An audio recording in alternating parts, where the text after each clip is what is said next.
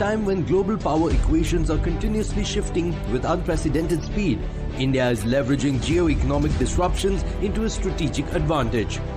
Fueled by resilient growth and a robust demographic dividend, India is actively shaping the narrative of global economic engagement.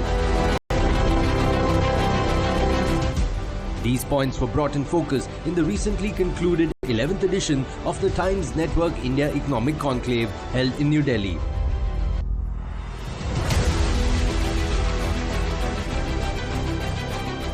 This year, the theme of IDFC First Bank Presents India Economic Conclave was Navigating Geoeconomics, in line with the current flux in the world order.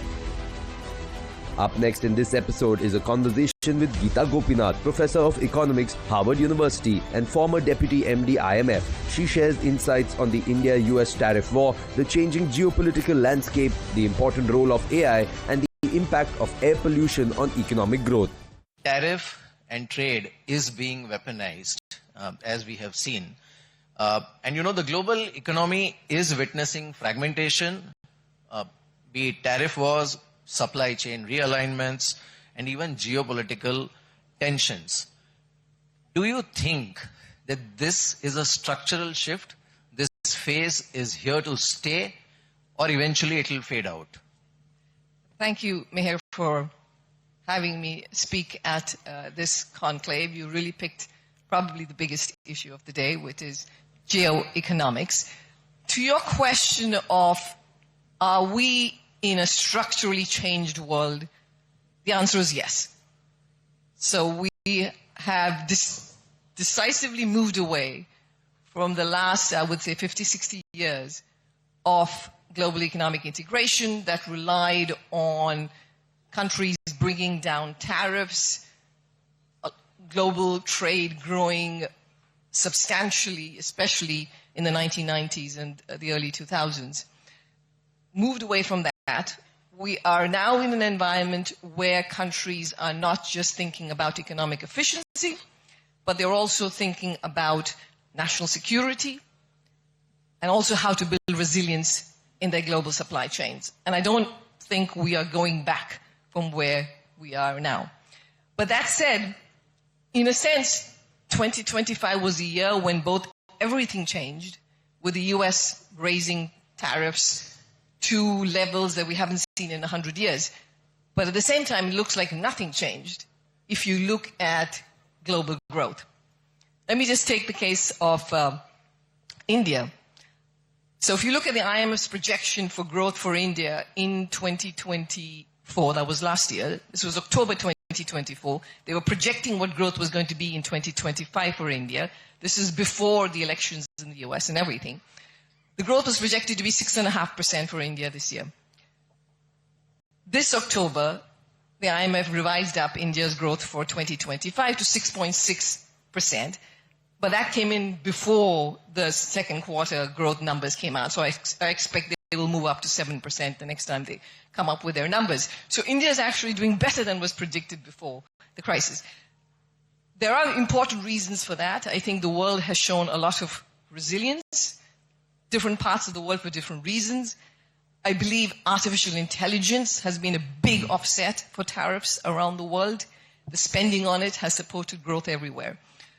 So I don't think the lesson to take away is that high levels of tariffs are not a problem for the world. They are consequential. And I would say that the next couple of years, we will continue to see some of the drag from this geoeconomic environment that we're in. Right. Before I move on to my next question, are you saying, because you mentioned about the GDP growth in last quarter and the quarter before that, considering that, is there a case for upward revision as an economist for you to revise India's growth forecast upwards? Depending on where you're starting. So yes, I would say that the IMF's number was 6.6%. That's where they came out in October. But their forecast for the second quarter fiscal in terms of what the growth would be was much lower than what it turned out at over 8%. Just doing the math, I would expect that they would go up closer to 7%. As you can see, the theme itself for this year's India Economic Conclave is navigating geoeconomics. In your view, how India should navigate this tariff situation? Because while the trade friction remains where it is. India and US remain strategic allies, and especially in the Indo-Pacific region. And if you look at Mr. Trump's social media posts lately, again, he's coming back to this whole keeping India at the center stage of Indo-Pacific and, the strategic view that US has. How India should navigate this tariff situation with US? I mean, there's no ifs and buts. I mean, the US is a very important partner for India. And therefore, I think it is very important that both countries, both India and the US, work together to come up with a mutually agreeable solution for where they are. I think that's the pragmatic way forward. And I know that there are a lot of discussions happening in the background, and there's always the right time, and things can move very quickly. So that's the only way to move forward. I think it is to continue to build that partnership. On the other hand, India is also going about and building other trade partnerships. I mean, they have the new agreement with the UK, but also working with the European Union. I think this is something that India can continue to push on, because we are in a world where everybody's looking around for new partners. And India is in a position of strength to be able to be that partner for many more countries in the world. Right. The finance minister, during her speech, did hint about safeguarding, domestic industry and retaining strategic autonomy, fuel policy autonomy. Now that is actually in direct contrast with what maybe US wants as a part of the Indo-US trade deal. How do you see that playing out? I think at this moment, probably for India, this is an easy decision, frankly, because the price of oil is now, I mean, it looks at just very recently, it went below $60 a barrel. At that price, well, in a sense, it's not a big trade-off between the economic security and the national security aspect. So there's going to be a lot of cheap enough oil in the market. I think India can decide where it wants to buy its oil from. But, there was a time a few years ago when Russia invaded Ukraine and oil prices shot up dramatically. And at that time, actually, the US encouraged India to continue buying oil from Russia because they didn't want the whole world to be moving away from Russia, because that would raise prices everywhere. We're not in that situation now, and oil prices are down to $60 a barrel. I think it's a good time to figure out, maybe there are other countries to buy from.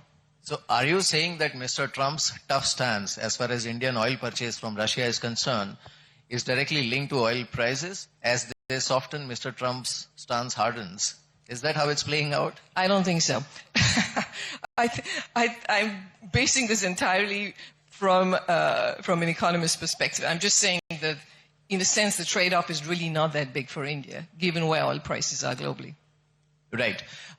You did mention about probable or maybe a possibility of further trade war escalation with China from US. If that happens, and as we already know, the global supply chains are diversifying, and there is a clear conscious effort to move away from having over-dependence on any one single geography or country. Now, how well positioned is India to capture this opportunity compared to, let's say, peers like Vietnam or Mexico, and there are a host of other countries who are trying to be part of the diversification in supply chain? Yeah, just to be clear, I don't think that the US is necessarily going to escalate their tariffs on China. The US depends on China for rare earths, and that is becoming a big, important deterrent. I was talking more about other countries, like in Europe, where this could be a factor. What India needs to do in terms of tapping into the global supply chain is continuing on the path of all the big reforms that it needs for its own internal growth, right? And as was mentioned by several people, including the finance minister, the improvement that we've seen in physical infrastructure and digital infrastructure in India is super helpful, and that should continue. But that needs to be then complemented with other ongoing reforms. I think one big hurdle for India to be a big industrial power is land acquisition. That remains very complicated. Land titling is not clean. It's very hard to acquire land in India. That is an important constraint on how fast you can build out. And that is, I believe, an important constraint on growth. Now, there are states that are actually doing innovative things, like Andhra Pradesh, I think, has some very innovative policies in being able to hasten land acquisition, and policies of those kind can be helpful everywhere else. So I think that's one area where this is required. Second, of course, is deregulation. India remains to be it's still a tough place to do a business. I mean, there has been improvement, things have gotten better, but there is still a lot of regulation, a lot of bureaucracy. Corruption is still an issue, a big issue. And so addressing all of that is going to be critical if India has to become a major player on the global stage in global supply chains. Reading lately what you've been writing on AI, and obviously everybody in India is very curious about AI. While it's expected to transform, productivity, it's definitely going to also disrupt labor markets, especially in Indian perspective. How India should prepare for the AI revolution, keeping in mind the job scenario, keeping in mind the required growth scenario, and keeping in mind the population. I think this is going to be a very important challenge for India for the reason that I also said earlier, which is if you look at the contribution of labor to growth in India, it's only been about 30%. So you need to find new ways to have productive jobs. If India goes from capital-intensive manufacturing to capital-intensive services, then I don't know where the jobs will come from. So that is a tricky one. In terms of the numbers, the estimate is about 26% of India's workforce is exposed to AI. The average for the world is about 40%. So 40% for the world on average, 26% for India. 26% because if you look at where most of India's labor is, 40% of India's labor is still in agriculture. So it's not that exposed to AI. But it's 26%. The exposure doesn't mean it's a bad thing. It's about 50-50. About half of that will benefit from AI. The other half will suffer from AI. There are also estimates that have been made about what the potential impact on productivity growth could be of India AI adoption, and it ranges from like 0.3%, 3%. So it's a pretty big range, but it can be very substantial too. What will it take? I think in the case of India, digital public infrastructure, the more build out, that's going to be absolutely critical. And then human capital, skilling. I mean, having the ability to actually use this technology. Also, in the case of India, the fact that there are shortages of certain kinds of skills, like in healthcare, it helps. AI will be very helpful in expanding the access to healthcare. Similarly, in terms of education, to raise the quality of education, you could, again, use AI to be able to improve the, close some of the skill gaps that exist. But this is not going to happen automatically. I think it's going to require actually a pretty thought-through strategy. There is a sense of disillusionment in India about how Mr. Trump is warming up to Pakistan. Do you think it's a passing phase or it's there to stay? Because he has been bringing in everything, investing in Pakistan, the energy security, rare earth and whatnot. Yeah, now, I think I would not claim to be an expert on President Trump's, feelings or views about individual countries. I do think that that's something that probably can change over time too. But do you also fear his morning tweets, Mr. Trump's? I think, we've gotten used to it. Okay, yeah, because Howard was at the receiving end for a very long time. But, okay, that brings me to the H-1B issue. And that's a very critical one and very sensitive for India. What is your view on this whole H-1B policy and the way Mr. Trump has been going after the quota that India receives from H-1B quota internationally? What is your view on that? So, just firstly, we should put things in perspective. H-1B visas as a share of the U.S. labor force is tiny. These are very small numbers. Now, it's just that 70% of those visas go to Indians. And so that's why the Indians are particularly conscious of what is happening over there. President Trump actually, compared to several of the other people in his party, does believe that the U.S. needs talent from other parts of the world. Right? So there is, in fact, a push to simply end the H-1B visa program. And Trump has said, no, we need it because we need to get highly skilled people from all the parts of the world, but we're just going to put the bar higher, so we're going to require a $100,000 fee to make that happen. I think what we all have to get used to, and I think this is another structural shift going forward, is that the world is not going to be as an attractive place for immigrants, just more generally. And by world, I mean it's not just the US, I think it's true in Europe, it's true in Canada, it's true everywhere. The UK, there has been an important sentiment shift everywhere in the major economies, where the attractiveness of immigrants and what they bring to society, I think, is raising a lot of issues. And so we may be past peak immigration too in the world. I do think this is, again, not just a US phenomenon. I think it's very broadly true. This is one common factor you see across almost all countries, is this pushback against immigration. I'll now move on to climate. That's the other major issue after AI. And the climate change is creating a lot of challenges, and obviously there is an increased economic and financial risk. But for a country like India, which needs a lot of energy, which is far behind in per capita energy consumption compared to, let's say, China or US, how do we balance between our ambition of being a developed nation by 2047 and still remain climate conscious, and then go ahead and meet being carbon neutral, ambition by 2075? It's a very tricky balancing act. Yeah. I actually don't see this as a big trade-off for India. So let me tell you, we're all sitting here. The air quality outside is hazardous by any metric that you look at. So if you look at the impact of what that is doing to the Indian economy in terms of the effect on health. So this is a very nice study that was done that looked for a particular year, it was 2019, looked at the effect of air pollution only, air pollution on premature deaths in India. That number is 1.67 million deaths. That's 18%. 18% of the deaths that happened in 2019 were attributable to air pollution. That is every year, and it's gotten worse since 2019.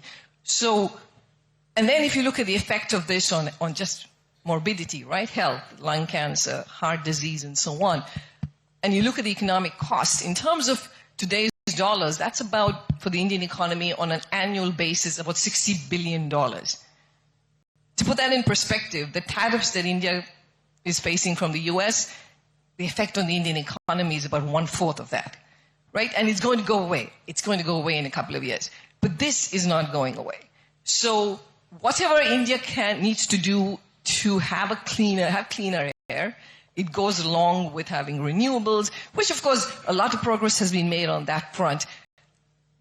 But if this air quality situation is not addressed frankly on a war footing, it's a big knock to India's growth. Right. Okay. So let me put it this way. Because we have an ambitious goal that Mr. Prime Minister has set up for India, that India will be a developed nation by 2047. If you had to flag, one risk and one major opportunity for India in the new geoeconomic era, what those would be? I think the risk and the opportunity are the same thing here. The opportunity is for India to continue on the path of steadfast structural reforms, to then be able to deliver higher standards of living for all Indians, better air, better health. All of that will be important. The risk is if that stalls. The risk is, and that is not something that has not happened in the past, it's very common for countries to end up basically, you don't have any more reforms. There's reform fatigue sets in. If that happens, then that's a lost opportunity. So, in a world which is sort of marked by fragmentation and uncertainty, do you think India has a unique opportunity not just to grow faster, but to even shape the rules of the global economic order? Again, as was Vaidya also made this point, which is that as India grows in terms of growing at 8%, the macro stability that it demonstrates all of that gives it a very important seat at the table. And as we know, it's only a matter of time, maybe 2 or 3 years, before India is the third largest economy in the world. So nobody ignores India. It's absolutely critical to the global order. India plays a very important role on the global stage. I think it did a phenomenal job when it had the G20 presidency. It did really a very big job in terms of addressing global debt issues, but also the topic of crypto and how to regulate crypto, which continues to be an issue to this day. So India has been able to leave an important stamp. It has strong leadership, it has strong diplomacy, using both of that to continue the conversation, to bring together other emerging and developing countries, to put their needs out there. I think India should play an important role. Right. Since you mentioned crypto, what's your view on crypto and how that part is going to play out going forward for all economies, not only India? Yeah. So obviously the crypto space is evolving over time. You have the Bitcoins of the world, and they go up and down in terms of value. The new kid on the block are stable coins, which are basically cryptocurrencies that have stable values. The dollar stable coin is the overwhelming stable coin of what we have here in terms of the stable coin market cap is about 300 million. The vast majority is in dollar stable coins. In this particular case, unlike Bitcoin, where I worried less about loss of monetary sovereignty and other things, I worry more about that when it comes to stable coins, because stable coins come closest to what seems like money, though they're not exactly money. They come very close to it. And if you look at the data, and you have to do a fair bit of forensics to understand this, because it's not easy to just simply know where the money is going, most of the holding of stable coins in dollars as a share of the country's GDP is basically in countries with high inflation. It's in Latin America, where you have the holding of stable coins as share of their GDP, right? So I do think all countries, and this is going to be true for India too, should have should think of how they will address concerns about capital control evasion, of capital flows that evade the rules and the laws of the country in this environment, in this case of stable coins. So I think this is required.